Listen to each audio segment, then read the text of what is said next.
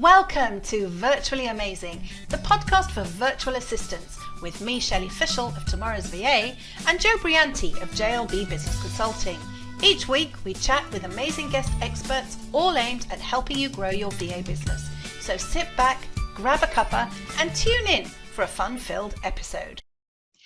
Welcome back, listeners. This is our next episode, and as the last one, Joe and I are recording it on the same day as last week's. It's June the 16th day, and I'm in the UK getting ready for the PA show that was supposed to be happening next week, but it isn't. So by the time this goes out to you, you'll be sick to death of having to rebook everything for the PA show, which is now going to be on the 1st and 2nd of September, and I'm going to be there. I don't know about you, Joe, but I'm definitely going to be there. Will you be joining me? Yes, absolutely. Joining you and the delightful Annabelle, because potentially you're both next door to each other again. And I shall flip between the two stands. Yeah, I've seen the floor plan and we are next to each other, and I'm very much looking forward to that. I'm also very much looking forward to chatting with today's guest. Today's guest is Sarah Broadbent, and she started out, apart from being a military wife, as a generalist VA, as far as I understand it. And she's gradually morphed into a clutter person or a declutter person. And her new business is called The Tidy Company. And I'm very intrigued to hear how she went from organizing people's diaries, which is organizing of a sort, and organizing their business, to organizing people's homes and offices. So I'm really looking forward to that. I know that whenever I decide I'm going to declutter something or tidy something up, you decide, okay, I'm going to do this drawer. And then you end up with this pile of stuff that can't go back in that drawer. So it's okay, well, I'll do the next drawer to find space for this stuff. And then you end up, as soon as you tidy something up, you displace something else. Does that feel familiar? Yeah, and one thing I find is I make a start and I get it into piles. Bin, obviously, that's very simple. It just goes straight in the bin. Then there's the pile that needs to go in the box to the charity shop. So that's fine. The box gets filled up. I chuck it in the back of the car. I drive around for 3 weeks until I'm passing the charity shop. And then there's the pile of stuff that is to file or to put away, and that pile just sits there in a to-do tray, because you can bet your bottom dollar that you've underestimated just how much time it's going to take you to do that drawer or that cupboard, and I never quite get that finished. So well, I'm sure Sarah's interested to have tips on that. Yeah, I'm sure Sarah's going to have some great tips for us for that. But it's really interesting. We moved to Israel October 2019. So it's a couple of years ago, almost 2 years, which is quite incredible in itself. But before that, my husband's an accountant, and he sold his practice to another firm of accountants. And he was clearing out his office, and a friend of ours went round, the lovely Maria, who used to be help us in the house, and she's just fantastic. The best tidier upper you could ever want. And she went to help David sort his office out. And she went to his desk, and he tells this story, and she opened this bottom drawer in his desk. And she said, what do you want to do with this? And he said, well, I don't know. So then she said, okay, so when was the last time you opened this drawer? And he looked at the piece of paper that was on the top, and it was from 2012, and we were in 2017. So the piece of paper on the bottom must have been even older. So she said, right, that's it. She tipped the whole lot into a bin bag. And that's kind of what you need to do, isn't it? I mean, you just got to say, well, if I haven't touched it since 2012, it needs to go. Yeah. But I'm sure Sarah's going to have some great ideas for us. And then afterwards, we could talk a little bit about digital decluttering afterwards as well, because I've got some thoughts on that. Yeah. So I think we should go and queue up and welcome Sarah back. Welcome, listeners, and we are thrilled to have Sarah Broadbent with us today after many months of trying to fit this in together and reschedule due to lots of different reasons. And we were just having a chat about jabs and COVID jabs just before we hit the record button, because Sarah had her second one just the other day. Joe had hers a while ago. I had mine back in December, being in Israel. We were, in fact, David and I, we're quite blown away. We were among the first 100,000 people to get the jab anywhere in the world. So that was quite something. We were notified on the Thursday and we had it the following Tuesday. It was like lightning speed. And we had both of them. You booked the first one and the second one was booked 3 weeks to the minute from the first one. It was all very organized. But I understand, Sarah, you've had COVID as well, so that's pretty yuck. Yes, it was a bit yuck. It was not fun, and it's, to be honest, it's I mean, we feel fortunate not to have had it, but fortunate we didn't get hospitalized with it. But it certainly made me more wary of people being near me. I think so. And that's when they decided to postpone the PA show, because I'm here in the UK for the PA show, which is now not till September. Right. So why they decided to postpone it, and there's a part of me that thinks, oh, I've flown all this way, I've spent all this money, I've got a stand, I've got printouts, I've got all this stuff that I've done, but actually it's the right decision to delay it, because you know, people are nervous, people don't want to get on the train, the registration numbers were down, and they said, you know, it just wasn't fair to exhibitors and speakers, never mind the general public. And they were going to be asking everybody to do a COVID test before they came in as well. So people were just going to say, oh, I can't be bothered with all that. No, and it's a huge operation, that in itself, you know, the actual work involved to make all that happen is so it's just been kind of airlifted to the 1st and 2nd of September, so I'll be back, but that's okay. So Sarah, what I really want to find out from you, and I'm sure our listeners will be, you know, really interested in, is how you morphed into the Tidy Company, because this is fascinating to me, that you started out, you were a Navy, not Navy, you were a military, in the military first, Navy. Weren't you? Yes, I was in the Navy. I was a lieutenant supply officer supply officer, logistics officer. Gosh, I've gone back about 20 years then. We stopped being supply officers a while ago. Where did that come from? So I was a logistics officer in the Navy for 17 years, yes. Oh, wow, that's amazing. I was in the Israeli army. In Israel, it's conscription, and everybody at the age of 18 has to do their military service. It's national service. Girls do 2 years and boys do 3 years. So I did my 2 years, aged 18 to 20. So I have got a kind of idea, but I never got to officer. I got as far as sergeant, but no higher. So but that was fun. And my husband jokes, he said, you know, like, he has to get up at 5 o'clock in the morning and shine his shoes, you know, likes to make a joke. so tough. But so you started out, you know, in the military, and then once you left the military, you set up as a general VA. Am I right? Well, there was a bit of a gap actually, and actually there's more. Before I was in the military, I was a nursery nurse as well, so I didn't join the Navy until I was 24. So I kind of sometimes don't until I talk about it, which isn't that often, I don't always realise how very different all the things are that I've done, and also how lucky I am to have been able to do them and have all those opportunities, and still the ones that are happening now. So yes, I left the Navy. I left because we decided that one of us, because my husband's, he's actually still serving, he's in the Royal Marines. One of us needed to leave because we had 2 children, one was about to go to school. So it was that situation that lots of us find us in, where we couldn't perhaps sustain both of us being in the Navy full time and cope with being parents. Yeah. So I chose to be the one that left, and I took 2 years out, and then I didn't know what I was going to do. I literally had no idea. I then fell into a job working in a school. Oh, wow. And I was he called me the bursar, the head teacher called me the bursar, but I was effectively the finance officer. And I also helped him out with PA stuff. I won't dwell on it too long, because I know we're going to get to the tidy stuff. But I stayed 2 years. I left because I had a really negative experience, unfortunately. It was very positive at the start, but the person at the top of the school, and I won't name his name, had a very toxic leadership style. And having just come from the background that I was in the Navy, and also having my own very much my own way of leading and managing, that I wasn't always very military-fied, but it was me and it was what I'd put into what I wanted to be.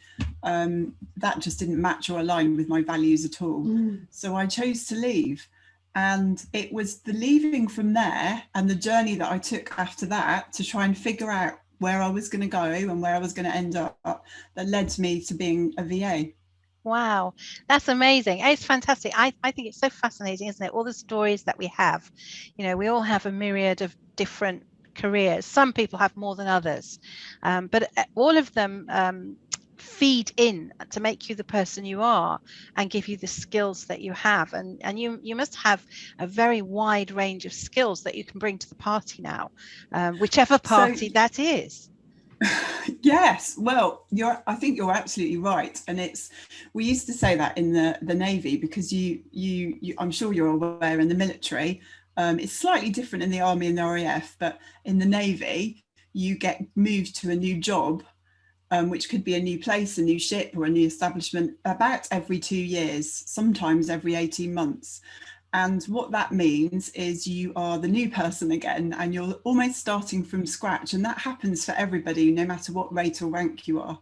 And you're perhaps learning about something completely different that you've never been exposed to before, right from scratch again. But what you realise as time goes on, not at the beginning so much, but you realise as time goes on that actually you're bringing things that you've learned from previous roles. But just like you said, Shelley, you're bringing things from previous roles to your new role. And obviously as time then goes on, you kind of have more and more experience that you've gathered and accrued to bring to where you are. And so I feel I've got, in a way, I feel I've got more to bring now to what I'm doing, in a funny way. I think partly because, yes, the Navy definitely teaches you to be tidy and to be organised and to plan and think ahead. But equally so, I'm a mum now, and I've got 13 and a bit years experience of being a mum and a parent. And that whole, that is very centred around home. And the same actually as being a VA and setting up my business and working from home for the first time.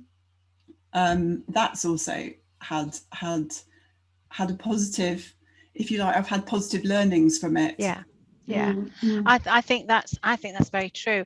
I think that's what's interesting, what it made me think about. There's two ladies in the Jewish community. They live in Jerusalem, or they used to. I mean, I read this book a long time ago, so I don't know if how old they are now, but they were American ladies that had gone to live in Jerusalem, and they were living in a very religious community where the women tended to work from home. They didn't go out to work, they would work from home.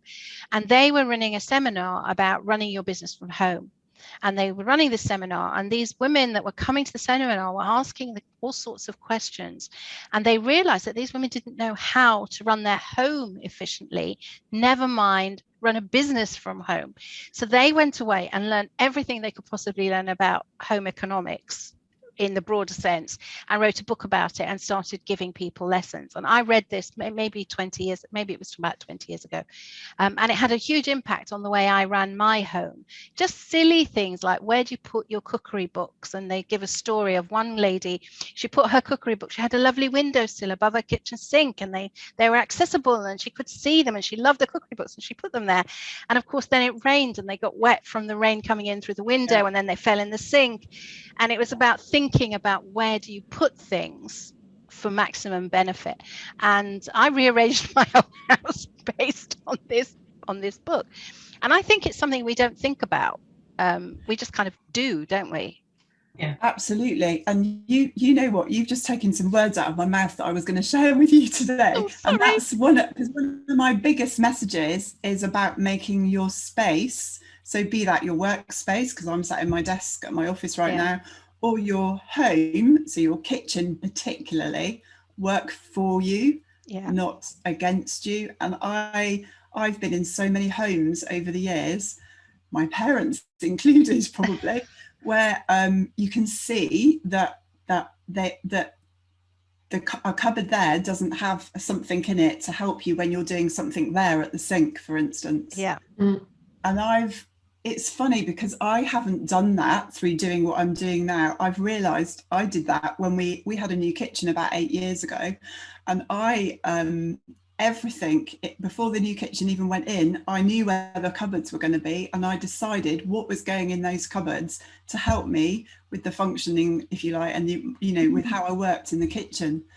Yeah. And I've realised with working from home, and again with doing what I'm doing now, that it's really actually really key to there's clearly lots of things that are quite key as well, but it's very simple things, to be honest. It really is. But there are lots of things that sometimes a lot of us don't think about, and we I think we move house or we move in and we unpack and dump, quickly put things where we think they need to go, and then we get used to them being there, so we don't think about, actually, do you know what? I'll give you a really simple example. When I'm at my sink, I need to use my sieve. Okay, so when we're stood at our sinks, that's where we use our sieve, isn't it? Usually to drain the peas or to drain the pasta. Why would you have your sieve on the other side of your kitchen? My sieve is in a cupboard, so that when I go to the sink with a pan, I can reach down and get it, or I can do it beforehand, and it's there. I don't even need to move one step. And it's just, my mum has hers on the other side of her kitchen. You know something? You've just made me think about mine, because I've got my cooker and I've got my colanders in the drawer next to the cooker, and I pick up the pan with the sieve in the other hand and turn around and go to the sink. Yeah. Well, I was going to say, Jo, that because Jo trained as a chef many years ago. I would imagine that your kitchen is very sorted functionally, because I would imagine professional kitchens have to be, because you've got lots of people in there all going for things. So I would imagine your kitchen is very sorted. I mean, we're staying at the moment, we're back in the UK. So we are actually staying in our own house. We weren't able, well, yes and no. We weren't able to sell the house. I can talk freely because there's nobody here. My son's living in it. So we weren't able to sell our house because there was subsidence. We had the authority from the insurance people to get the work done, but nobody wanted to buy it, even though they would get the whole house redecorated to their specification afterwards. And it wouldn't cost them a bean, the redecoration and all of that, because the company had to make good. So in the end, our son and daughter-in-law said, well, we'll rent it from you. So they've rented out their flat. They were living in a small 2-bedroom flat with one little girl, and they now have 2 children. So we moved out and they moved into a 4-bedroom house with a garden, which through a pandemic has just been amazing.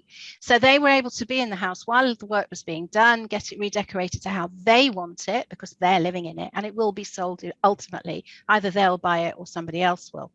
So we are back in our own house. The only rooms that are exactly the same are the kitchen, the bathroom upstairs, and the downstairs toilet. Every other room has been redecorated and changed. But I'm going in the kitchen to the cupboard where I kept this, and it's not there. And I don't actually understand at all how my daughter-in-law has organized this kitchen. It makes no sense to me whatsoever. The cupboards she's used for the things she's used don't make any sense to me. So they work for her, and that's the thing, because we're all very individual. Our way of working. I mean, I have people come to my kitchen, when they come and stay, and I'll say, just pass us the jug. So they'll go to where they think it would be. Absolutely. Whereas I've kind of put it somewhere different, because it's not a jug that I use every day, or it's not, and the functional things are the functional things by the cooker. So totally get that, Sarah. Totally get that. And that's why I emphasize it has to work for you, because it's like you've just said so well. It's very personal where you like to have things. And why should your home has got to be where you like to have things, not where you should be told to have things. And I mean, I have to say, my daughter-in-law, she's amazingly tidy. I mean, my house was never as tidy. She doesn't have anything on the worktops. The kitchen is clear. I mean, I've always had, things like I'd have my mixer out and I'd have the toaster out. She doesn't like any of that. It's all put away. And I don't think she's as big a cook as I am. So that's also why things are, I understand why it's arranged the way it's arranged, but it still doesn't make any sense to me. But that's because it used to be my kitchen, I suppose. But you're right, Sarah. It's kind of that thing, isn't it? Once you put something in a cupboard, as soon as you don't move it, so you have to think about it first, I think.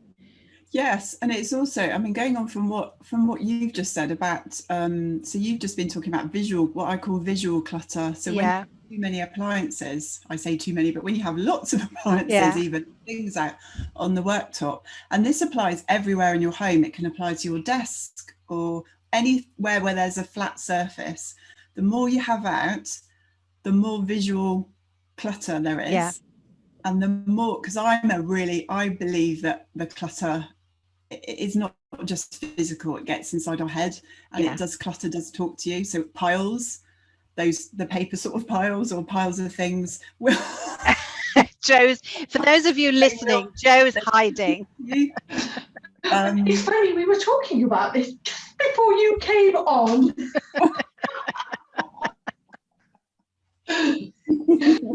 Yeah. So, yes, I can tell you that I've spent years with piles in my home, particularly in the kitchen. We've got quite a large kitchen area, and that's lovely in lots of ways, but it can have its own challenges. And there was a particular area where there literally was maybe at least 2 piles of things, and it was magazines, it was stuff to do with the children's school time, it was things to keep, things not to keep. It was all sorts of stuff to keep, but also rubbish, to be honest. But I just left there for way too long, and every so often I'd sort it out, but actually it didn't go down very much. So when I made the decision to start doing this earlier last year, I attacked it again, but I did it in a different way, definitely with a different mindset. And what the result is, and I did some before and after photos as well, by the way, and I actually posted them on Instagram. I think I saw some of those. The result is that those piles were cleared completely, but here we are maybe nearly a year later, and they haven't not returned. They're not there. So how have you achieved that? Our listeners want to know. For that, I mean, we want to know. So it's just, do you know what? I think with so much in life, and this is something I feel those of us that are self-employed I feel sometimes we learn much more magic than lots of other people do that aren't self-employed. So we get exposed to so many lessons in things for free. And one of them, I think, is mindset. Yeah. Because I really do. The more time's gone on, the more I've believed, clearly mindset is a big thing when you're in the military. Mindset is what's going to get you around a run where you're being beasted, a big squad run, when you think you're going to collapse and die, and you think that you're not fit enough to do it. But actually, it doesn't matter what physical state your body's in, it's your mental mindset that going. So the same mindset, not the same mindset, but mindset definitely applies to everything in life. I feel. And that's the same with tidying and decluttering. Actually, when you've almost adopted a mindset to do it, and to go and to approach it in a certain way, and it's choice. It comes down to choice as well, doesn't it? It's having that, the mindset is the choice thing. That's when I've realized that whilst I've quite liked tidying and my home's been fairly tidy over the years, I have let clutter build up. When I have sorted it out, I haven't actually made it look a lot better, or I have perhaps made it look just better for a short while. But now I have a different approach and a different mindset with it. The difference is pretty huge. So what's the difference in the mindset? Because what Shelley and I were discussing before we started this was, you have a session where you empty the cupboard, for example, because you're going to clear it out. And then in my world, what happens is I have the pile that goes to the bin. Great, that goes straight to the bin or the shredder or the recycling or whatever that looks like. There's the stuff that goes in a cardboard box to take to the charity shop. that goes straight to the boot of the car. Now, it may sit in the boot of the car for the next 3 weeks till I'm going past the charity shop, but it's moved. Yeah. Then there's this stuff that's left over that needs to be put away or sorted, or do I need it or whatever. And it's very often that pile that gets left behind because the kids turn up or something happens or the door, and you never quite get back to it. So then things go back on top and you end up where you are at the beginning. So how do you tackle that? What's the mindset that needs to take hold? I think a lot of it is because, again, motivation comes into it, and also to a certain extent having the time to do it, but hold that thought, because I've got tips that help with that too, that I share in my group quite a lot. If you're getting interrupted, that's something that can be quite hard to deal with, but you perhaps could get them on board with helping you do it, although equally so that could slow you down. But maybe try and do it when you're not going to get interrupted is probably a key thing there, I think. But also try and do it in a set amount of time. So go at it with focus. So set a time. So I do this big thing, and this is where I'm going to go to the time thing again. I do this big thing about 15 minutes. Yeah. Because actually the thing that I think most of us have an issue with nowadays with every aspect of our lives is time. Yeah.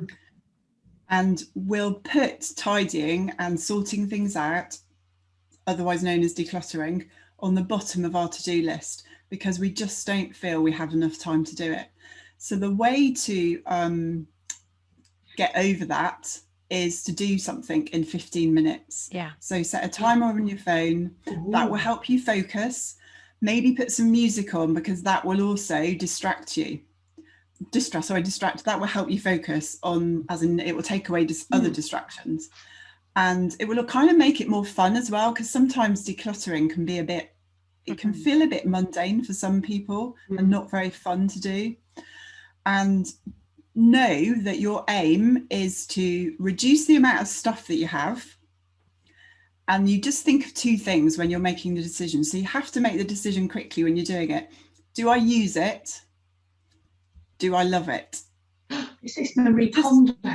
Keep it really simple. It's very similar to Marie Kondo. None of this is rocket science. No. It's really quite simple, but it's just, I think sometimes we can overcomplicate what we're doing, and the overwhelm and the I don't have enough time then kind of blocks actually it's not that hard to do that.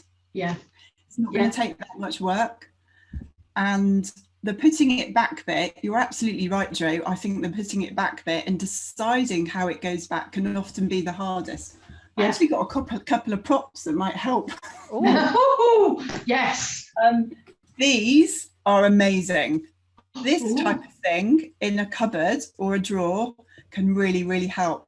Because what I've found in my own home, and I've certainly found it with people in my Facebook group, is when you empty a cupboard or a drawer and you take everything out and you handle it once and you make the decision straight away which pile is it going into, as you rightly said, Jo, keep, get rid of, /throw away or donate, or it might belong somewhere else, because we have things that sometimes migrate where they're not supposed to be. Yes.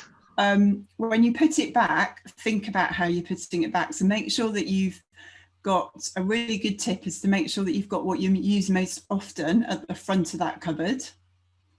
But also think about getting hold of some storage containers. So contain it, because when you contain things in a cupboard, oh my goodness, the difference is amazing. I've done it with my tall food cupboard. Yeah. I had all the bottles and packets and things, spices and everything else just loose in the cupboard, and it was doing my head in actually, and things would fall over and you couldn't see what was in there. Now it's all in low, they're quite low, they're not very high, so you can see what's in them, boxes, storage boxes. Not like this, they're actually different to this, and the difference is amazing. It's never untidy. I can pull out all my spices at once. I don't need to sort sort through them to find them. I literally go, there it is, that's what I need, and then you can put it back in one go.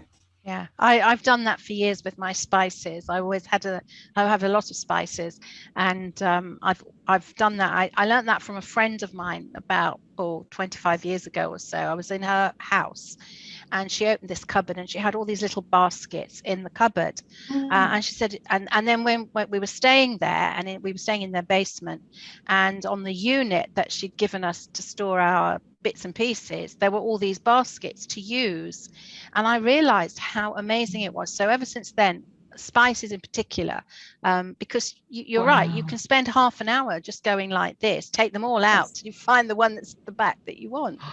So there you go, Joe, baskets. Yeah, honestly, this is revelationary. Yes, I do have to say though, I did giggle when you suggested getting help, right? Because in this house with 2 teenage boys, you know, it's like, what? Jobs? Yeah, I think but that is such an amazing tip. I'm going to put that on my shopping list, because you can get them delivered from Morrison's and stuff like that. So I might even have so I've noticed lots of supermarkets. Funnily enough, I think I did a post Sunday evening, because over the weekend I ended up in New Look with my daughter, because we had to take something back that didn't fit her, and we had to pop into, we don't have a B&M near us, we actually have a Home Bargains, which is that's where I get things like this. Ooh. That one is about 99 pence. Yes. But this one is B&M. I just bought it the other day, actually. I had to buy it because it says that. Yeah. They're not that expensive, and the other ones that are really good are the desk. You can get ones that will go in quite a shallow drawer. My daughter's got them in her room, in her desk, little small boxes, and oh my goodness, her desk is so wonderfully organised now, with all her stationery bits and her pens and her lip things, and the supermarkets. Tesco's got if you ever get into a big Tesco, I spotted in a large Tesco the other day a whole aisle dedicated to storage boxes. Yeah, it's definitely a thing. It's definitely a brilliant thing. I found we in our flat in Israel, my office is orange and white. It's done in my brand colours, and we had some drinking glasses. When we first got them, we had 6 green ones and 6 orange ones. We've now got 2 orange ones. So I actually commandeered them for my office, and I stack my pens in them because they're on the desk. It's my marker pens that I use on my magic whiteboard, and they're there, but they look nice as well because they're in an orange glass, but they're not shoved in a drawer that I can't find the one I want. And that's a great idea, and that's something, again, some people don't think about putting pens in a pot. So I often need to write a list in the kitchen when we write food lists, etc. So I've got pens in a mug, actually. But here, in fact, I've got a mug in here that I use. It's got mummy on it, but I've also got this at the moment, which is supposed to be a pen pot. I think it's supposed to be for makeup and things. But it's just, I think that's the other thing about thinking about your spaces, as well as making it work for you, actually having nice things around you as well in your home, but also in your workspace. Is really important, because it helps what I call that tidy mind and that happy mind feeling. Yeah, especially as we spend so much time in our workspace when we work from home. I mean, I work from home, all of us on the call, and most of the VAs that we are talking to, everybody that we know works from home, whether that's from their kitchen table or the dedicated space. So it makes sense to make that dedicated space, whether it is the kitchen table or an office, as nice as it can be, because we all like nice surroundings. Absolutely. And actually something, if you're thinking, gosh, if I'm working on the dining room table or the kitchen table, because that's, the only space that we've got in our home that works, the way you can make it that you have not, and you think, it's quite difficult for me to have, a couple of trinkets and something nice around you. Actually, you can do that. You can do it by using something like this, so that every day when you start your work, you can, rather at the end of every day, you pack it away, but every morning you take it out and put it on your desk. What is your desk? And yeah, so it's just thinking sometimes of ways to help make it simple and help make it easy as well. Yeah, I think that's fascinating. I remember when you were just morphing into the tidy company, I love watching your posts on Instagram. You post some fabulous photos. There's one about your mug cupboard that Yes. I loved that one because I like mugs.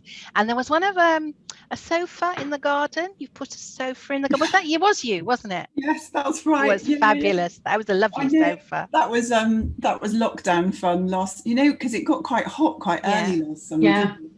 And so I've realised I didn't really answer your question about how I've morphed from. Yes. I'm still actually doing VA work. So I a short while ago I decided that I needed to be really clear with my own boundaries to help me and my clients, my still VA clients, that actually if I'm going to fit in work, launching the tidy company and doing the work on that, I need to have time when I know I can focus on that, but time when I can focus on my VA work. So at the moment, I do Tuesdays and Thursdays are my VA days. That's fantastic. And if I don't have enough work, obviously, on that days, then I do tidy stuff as well. But essentially, they're my VA days. But the aim is to get to the point where perhaps I can. I mean, as far at the moment, I feel that actually the name The Tidy Company, because I've changed names as well. My VA business was Horizon VA, kind of encompasses it all. Yeah. Yeah. But the aim is to get to being just The Tidy Company. I've lost my train of thought. What was I talking about? The morphing bit. The morphing bit. Yes. So, and it really came because I'm now answering what I know you asked me at the beginning. Don't worry, it's fine. I have this burning desire to the tidying at home and the doing what Joe and I were talking about, the getting rid of piles of clutter, had such an impact on me that I started thinking, do you know what? There's got to be something in this. And believe it or not, don't laugh, but at that point I still didn't really know anything about Marie Kondo. I heard people talking about her, but I didn't realize what it was about. And I mentioned it to a couple of friends. I said, I really love doing this. And they started, and this was before lockdown. This was even before COVID. So this was probably about February last year. And it kept niggling away at me. And then I had a couple of business friends who said, you know what, go for it, do it and see what happens. What have you got to lose? So I decided, once COVID had happened, I decided to jump in with 2 feet, and I started a Facebook group. So I had no idea what else I was going to do, but I just decided to open a Facebook group, and I started doing 15-minute tidies, and I posted once a day with instructions on how to do a 15-minute tidy and what to do. So makeup one day, sock drawer, cutlery drawer, mugs, etc. And I did that for a whole month. Wow. And then I got to the end of the month and I thought, and I did that whilst homeschooling, husband away, COVID was here, and I was still doing my VA business. I was a bit worn out by the end of the month because you both know how much effort goes into. There was a lot of instructions, if you like. There were bullet points, but there was quite a lot of instructions on. I told people literally what to do, exactly what to do, so they couldn't say, I don't know what to do with that bit now. Where do I go with that? Why? Yeah. What decision do I make about that? Yeah.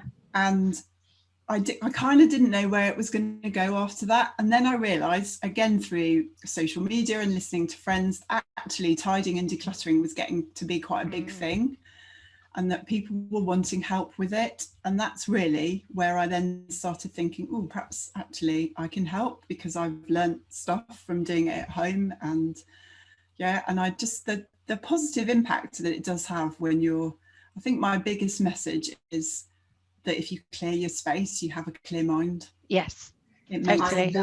Totally. It's interesting because I've known a lady, and her name, I just wanted to look her up, which is why I kind of lost focus for a moment, but I can't remember her. I know her name begins with a J, and there is actually an organization that teach this. There's a qualification. So I think it's called, is it APDO? Association of Professional Declutterers. It might Yes. be, and it's Yeah. her name begins with a J, and she's kind of I've met her, and she talks about this a lot, and I think it's so true. I mean, look at those programs that used to be on, you know, the hoarders' houses, and that couple, the cleaner and the good housekeeping lady who would go in and sort the house out, and we're all fascinated by this, and we all want that for ourselves to a certain extent. So I think you're right. A tidy space helps you have a tidy mind. And then I think the tidy company works because you help your clients keep their businesses tidy. So it does work. Yes. Yeah. So one of my clients in particular, it is organising. There is a little bit of organising her life, and so you're right. Yeah. It does encompass both quite well, actually. Yeah, it does. Wow. It does. Jo, have you got any other questions? Well, this is revelation here, I have to say. Going to adjust my mindset. But what I mean by that is that I'm kind of one of these people who decides I'm not going to do just the cupboard, I'm going to do it all, right? Yeah. And then this is where I end up with these piles, because you never quite do all. But if you just do one shelf or one drawer, and you could do one drawer in 15 minutes. And you know, over the course of a week, you could do a whole cupboard because you've done one drawer in 15 minutes a day. This is a new approach for me. It's the new Jo. We need before and after photos, Jo. Yeah, definitely. Oh no, I don't. I'm not quite sure I'm that brave. Well, I know what I'm looking at, my lady. I was going to say, you don't need to post them anywhere. What you could do though is you could do that. You could take Shelley's advice, and definitely I encourage everybody to do before and after photos. The reason I do it is because for your own benefit, you will see what you've achieved. Yeah. Now I like that idea. Now, what's the name of your Facebook group, Sarah? Because watching these videos that tell me how to do things, that sounds really good, because, you know, I can think of a million things to do other than declutter. My Facebook group, you might not be surprised to know, is called the Tidy Space equals Tidy Mind group. Tidy Mind. Say that again. Sorry, I've got that. Tidy Space equals Tidy Mind. We'll put it on the webpage. Is it a free group or is it a paid membership, Sarah? No, it's a free group. So I'm only actually just getting to the point where I'm launching services. It's taken a while. You know what this can be like. I think I've realised that because I threw myself in very early on to being on social media, on Instagram and Facebook, actually it meant I was spending quite a lot of time doing that and not necessarily figuring out where I was going with my services. Yeah. But what I've also realised is that, and you sometimes don't realise this till afterwards, it's like so many things in life, isn't it? That it's been really good to have that time, and almost to have COVID happening as well in a way, because it's given me time to see what's out there, see what's needed, and come up with, which I'm kind of finalizing, I think now, what I'm going to be offering. I think that's absolutely right. And I think sometimes starting with a Facebook group is quite inspired, really, because what you get from that is a sense of what people are struggling with, because you'll get all the feedback and all the questions, and that can then help inform you as to what services people need, because there's no point offering them what you think if that's not what they need.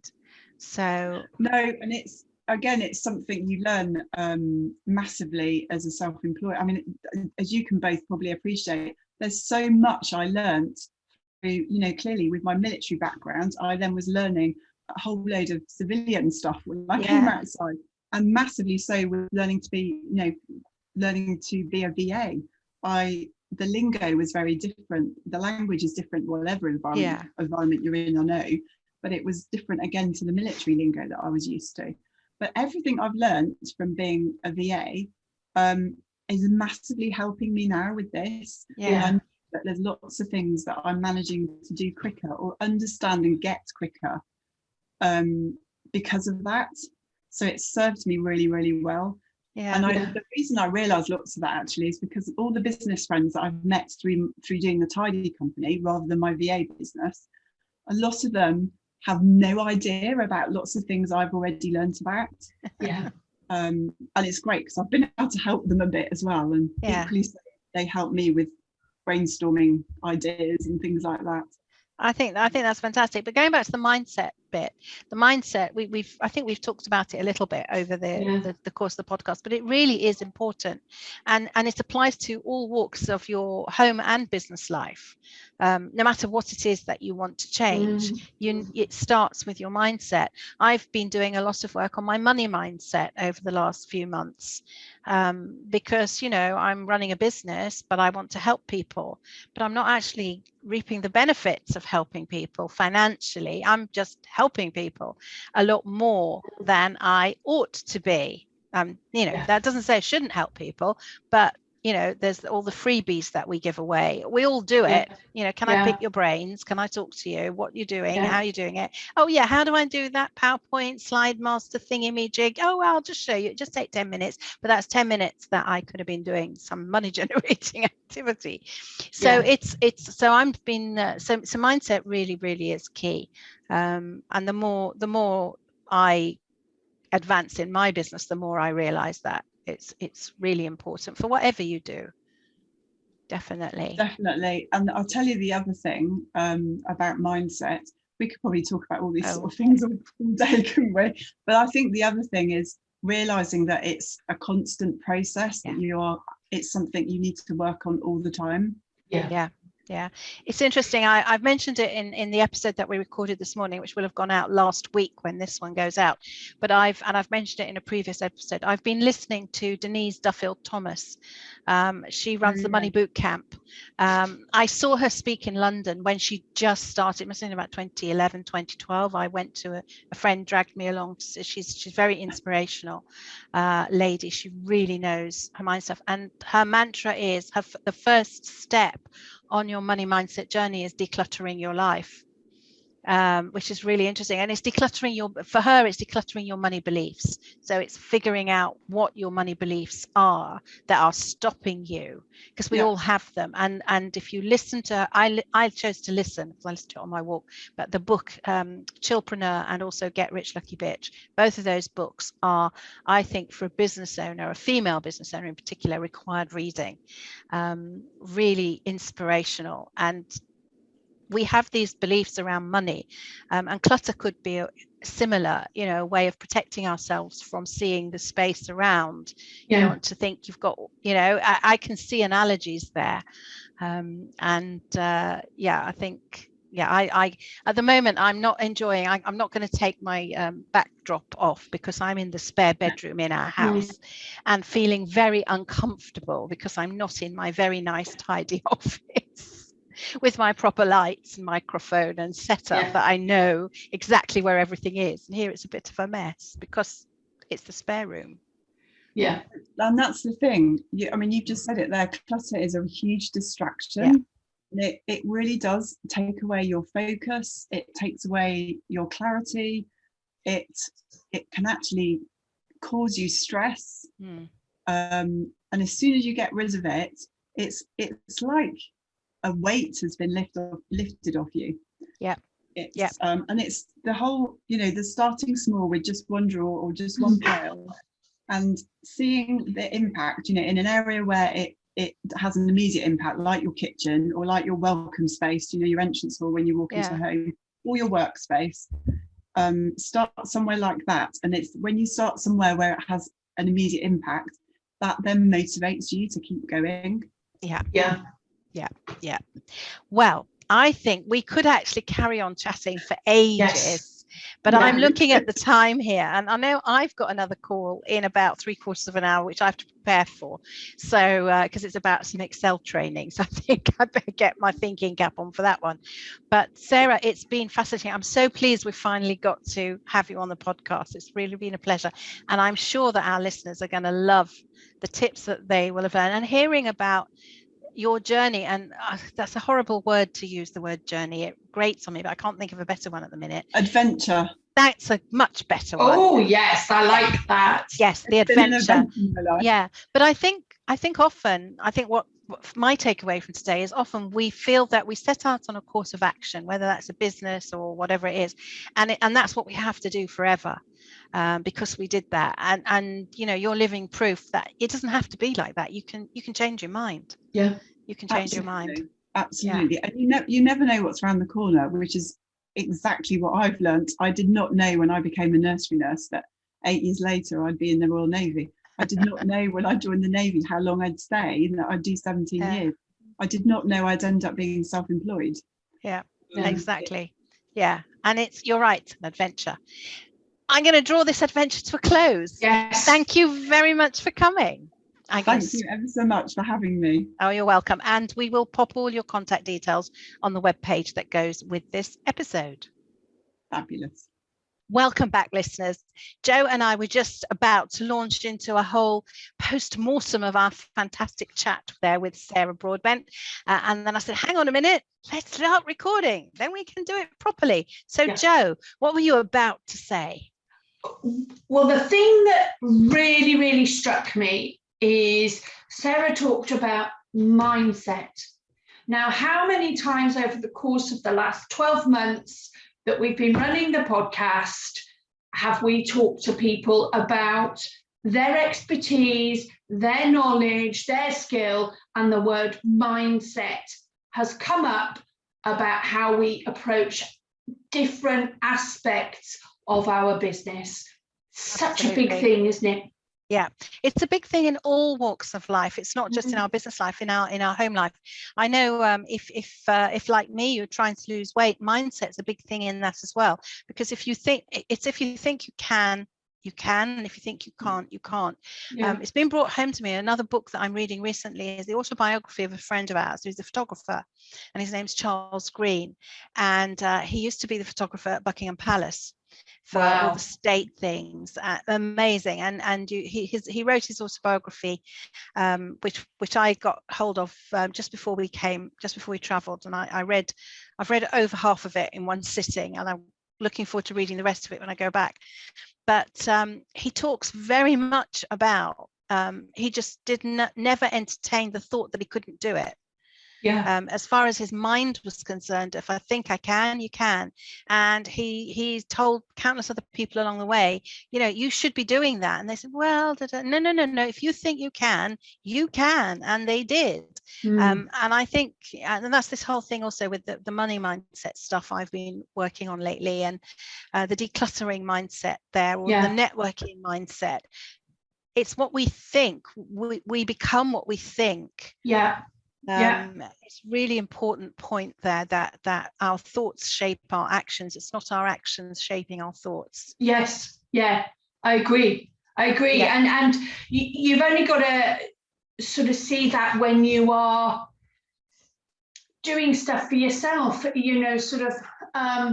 there's a lady I know called Ali, who's a photographer. She works with sports and fitness professionals. She does things like headshots and all those kinds of things. And this weekend, she's done the most incredible thing I've ever heard of, which is that she ran 100 miles, not sort of, run a couple of miles, have a rest. She ran 100 miles, and it is an annual event. I don't know whether it happened last year, obviously, but she ran from Winchester to, gosh, it's gone from my head. But anyway, she ran 100. It was more, she normally does ultra marathons, but and she set herself a goal that she would do this 100 miles in less than 24 hours. Wow. And she did 22 hours, 14 minutes. Wow. With no breaks? I mean, she may well have had a break to use facilities and those kinds of things, but essentially it is a run along this stretch of countryside, and some of the pictures she clearly stopped to take pictures. It's just like a cliff top path that she's run along the coast. And she took one picture and she sort of had put the flash on it because it was nighttime. And I just thought that was extraordinary, totally extraordinary. But that's what Sarah was saying just there about when she was in the Navy. You know, it's a mindset thing when you go out on these runs and during this training and you think you can't do it. But if you think you can do it, if you've got the right mindset, then you can. So I think it's hugely important. It reminds me of that quote, and I can't attribute it because I can't remember who it was, but it goes, if you think you can't, you can't. Or something like that, isn't it? Yeah, it's Napoleon Hill or George Ford. It's one of those. I think it's George Ford. I think it was the Ford Motormobile Company. I think that's what he said. If you think you can, you can. If you think you can't, you can't. And it's true. Yes, obviously there are times when things get in the way or the circumstances aren't right. But if you have your mindset right, you will find a way round, over, and through any obstacles that come in your way. You know, my online training, this is my third iteration of doing it, but I know I can do it and be successful at it. And you know, I will find a way to make it work. And I think that really is a really key thing. And when you start your business, you know, one of the things that you need is to get your mind in the right place. And one of the ways of doing that is by joining groups and having an accountability group. Whether that's a networking group that you go to, or whether it's something like the VA Help Desk, Amanda's group, where you've got a supportive, like-minded community around you. I'm part of a trainer community called Trainer Talk, and we all cheer each other on and we all help each other. And we have clinics where we talk about our business problems and masterminds and things like that. And that's a huge way of helping you get your mind in the right place. I'm part of a mastermind with a couple of VAs and another lady who she is an OBM and kind of morphing into a business coach as well. And the four of us, we get together once a fortnight, and sometimes it's a catch up about what's the problem, and somebody will bring a problem to the table and we all chip in with an idea of I think I would do this, or and going out to the hive mind and somebody saying, so how would it be if you thought differently, or you looked at it in this way, sometimes can clear that funk where you just can't get over that hurdle in your head. And sometimes it does take somebody who is that accountability partner to say, come on, Joanne, you know you can do this, get out of your way. And then it makes you suddenly, I've just been procrastinating, or I've just been allowing the mind monkeys to impact that mindset. Yeah, absolutely. I like Denise Duffield-Thomas. I heard it just yesterday. She said, stop procrastinating. I love that. The idea is that instead of actually getting out there and getting your business going, you're spending all your time tweaking your logo and working out what colors you want and thinking what your website should look like, rather than focusing on getting your services right and going out there and networking and getting clients. You know, your branding and your website and all of that is secondary to actually making money. And she calls it procrastinating. And I thought that was particularly good. I'm becoming a bit of a fan of hers. She crops up a lot. I do apologize, people, but if you are listening and you're looking for a business book that can change the way you do business, I would recommend both of her books, Get Rich Lucky Bitch and Chillpreneur. And I had them first as audiobooks, and I've actually gone out and bought the physical books so that I can sit down and read them with a highlighter and highlight the bits that speak to me as I go through. In fact, the Chillpreneur book is particularly good because when she gets to the end of a chapter, she does a chapter summary, and then she says, have a conversation with somebody else in your business or with an entrepreneurial friend. and discuss how you would do whatever it is that she's been suggesting you do in that chapter.